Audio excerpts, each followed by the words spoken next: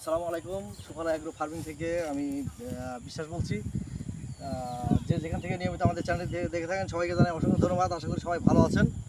তো আমি আমাদের যারা যুবক ভাই আছেন, যারা কৃষিতে জড়িত এবং যারা এখন কৃষিতে আসেন নাই, আমি তাদের উদ্দেশ্য বলবো, যারা স্টুডেন্ট আছেন, লেখাপড়া শেষ করে বসে আছেন, চাকরি পাচ্ছেন না, তো আমরা কেন কৃষিতে আসবো? বিশাল একটা প্রশ্ন কিন্তু।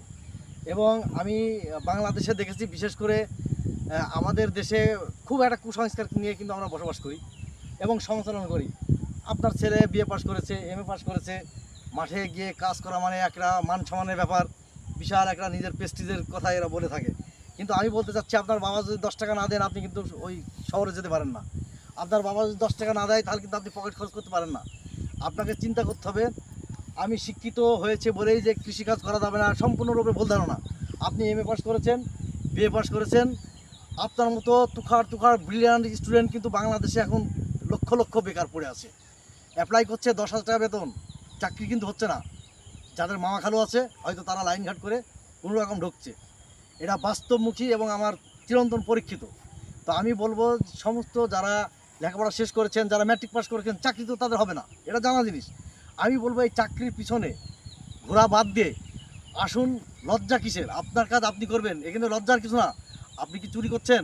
সবথেকে খারাপ নিকৃষ্ট কাজ হচ্ছে চুরি করা এবং ভিক্ষা করা। আপনি কেন চুরি করবেন আর কেনই বা বসে থাকবেন, কেনই বা বেকারত্ব জীবন কাটাবেন? পৃথিবীতে সর্বোচ্চ খারাপ জীবন হচ্ছে বেকারত্ব জীবন। যে ব্যক্তি বেকার, 10 টাকা ইনকাম নাই, তাকে ফ্যামিলির সমস্ত কথা শুনতে হয়, আত্মীয় স্বজন ভালো জানে না, গ্রামের লোক তাকে কিন্তু ভালো চোখে দেখে না। আমি বলবো, আপনার যদি বাবার একটু জমি থেকে থাকে, সেটা বাবাকে বলেন, বাবাকে বোঝান যে আধুনিক পদ্ধতিতে চাষ করতে হবে। নাহলে আপনি 10 কাঠা জমি লিজ নেন, নিয়ে আপনি শুরু করেন। এবং আপনি এইসব ইউটিউব দেখবেন এবং যারা ভালো পরামর্শ দেয়, প্রযুক্তি দেন, সেখানে যাবেন। আমি ওয়েলকাম জানাবো সারা বাংলাদেশের যুবকদের প্রতি, যারা কৃষি সেক্টরে আছেন, হালকা পাতলা কৃষিকাজ করেন এবং নতুন উদ্যোক্তা হতে চান। সুফলা এগ্রো যোগাযোগ করবেন, ইনশাআল্লাহ সেখান থেকে ভালো একটা পরামর্শ আপনি পাবেন, ভালো প্রযুক্তি পাবেন এবং এখান থেকে ভালো কেরিয়ার ইনশাআল্লাহ গড়তে পারবেন।